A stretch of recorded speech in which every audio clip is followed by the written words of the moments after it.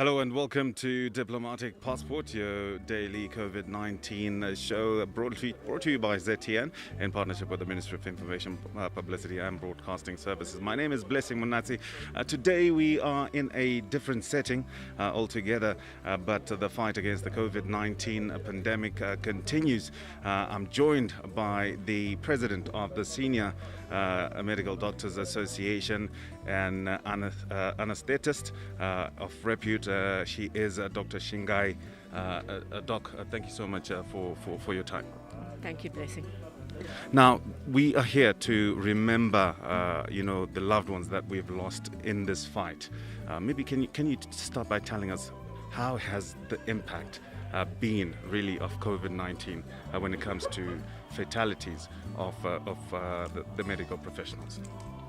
As you can see from our collage and our plaques, we have lost a number of colleagues, some very senior colleagues who were instrumental in making the medical system what it is today, were instrumental in training of almost most of the doctors who are practicing and who graduated from the University of Zimbabwe Medical School over the past 20-30 years. So we have lost a significant, it's been a significant loss. And I know when it comes to the issue of protection, the issue of PPE comes to the fore. We might have been caught unawares during the emergence of this pandemic. How have we fared in as far as making sure that our medical frontline personnel are actually equipped with proper PPE?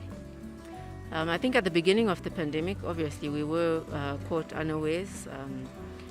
There was issues of rationalization of PPE. We didn't, supplies were erratic. We also didn't know what level of PPE, was required for what level of contact.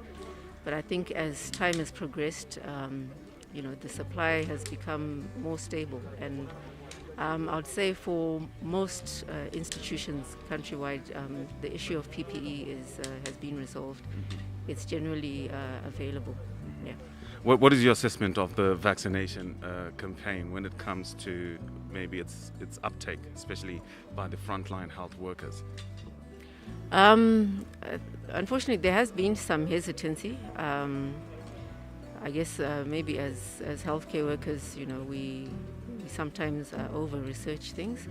But I think if anybody, I do encourage people to do their research. And I think if they do research on trusted sources, they will find that it is generally safe, and it definitely does its job of preventing severe disease, even though it may not completely block transmission of the SARS-CoV-2. As a medical practitioner, maybe the emergence of vaccination being considered for lactating mothers, pregnant mothers, and we've seen also recently to include also the teenagers. What are some of maybe the risk factors that could be associated with that? I think the studies have been done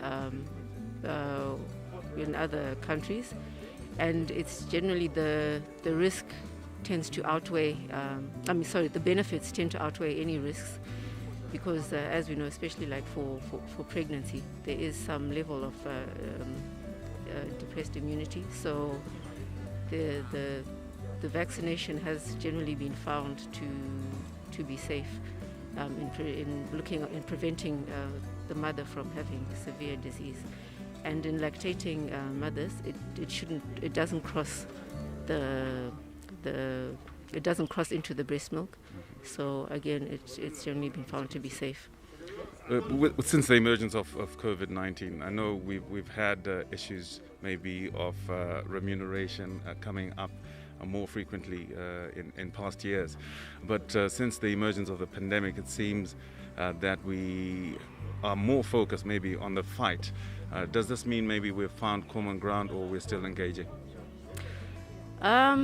Remuneration is always an issue. I think there was a realization by most people, especially on the healthcare worker side, that this literally was a war, a fight to the death.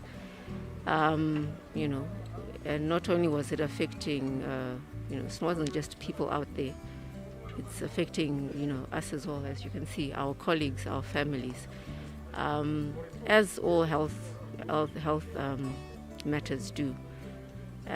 So basically, I know we made a decision that this is what we did sign up for, and we have been giving it our all under very, very, very difficult conditions. Again, the remuneration, I think our COVID allowance has been around 3,000, which, compared to some... relevance.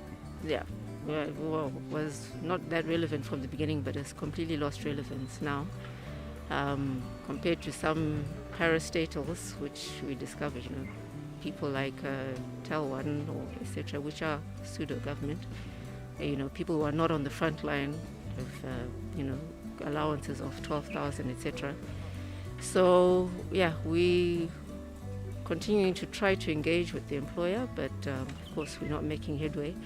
But this is our job, and we have been doing it, and we will continue to do it. And lastly, as an individual, isn't there a time when you were actually afraid, to actually be in the forefront? Of course, we were very afraid. We were all sitting at home watching the pictures from China. People dropping on the street. We were also watching the footage from Italy, at the beginning of the pandemic. But again, at some point, we've had hepatitis B, which is extremely transmissible. I was a trainee when the HIV broke. That was extremely scary, terrifying. Nobody knew how it would transmit. You didn't know how fast you were going to die. At some point, I especially give credit to our department, especially the Department of Anesthesia, because we were supposed, or on paper, one of the most high-risk groups because we are very involved with the airway. But as a department, we sat down and we said, guys, we need to take control of our own future. You can't sit at home and hide out and wait for this thing.